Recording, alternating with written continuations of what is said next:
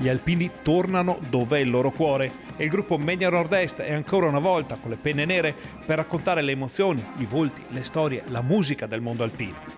Il raduno del terzo raggruppamento conegliano ha portato tutto questo nelle case di oltre 1.600.000 telespettatori nei 2 giorni della durata del centenario della sezione coneglianese.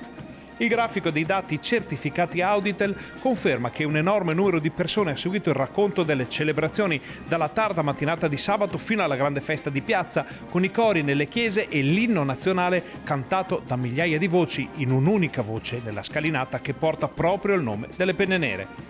Una giornata, quella di sabato, che supera negli ascolti certificati Auditel le 760.000 persone raggiunte dalle emittenti del gruppo Media Nord-Est. Domenica mattina poi tutti davanti alla TV già prima dell'ammassamento ufficiale per la sfilata, con una curva di ascolti altissimi dal passaggio delle prime sezioni fino al gran finale con la consegna della stecca agli alpini di Gemona, organizzatori della prossima Triveneta. Nella giornata di domenica sono oltre 900.000 le persone raggiunte nei dati certificati Auditel, con un grafico che mostra punte altissime durante lo sfilamento e il passaggio degli aerei storici sul serpentone di penne nere. Immagini mai viste prima grazie alla telecamera in esclusiva installata proprio su uno dei velivoli della Prima Guerra Mondiale.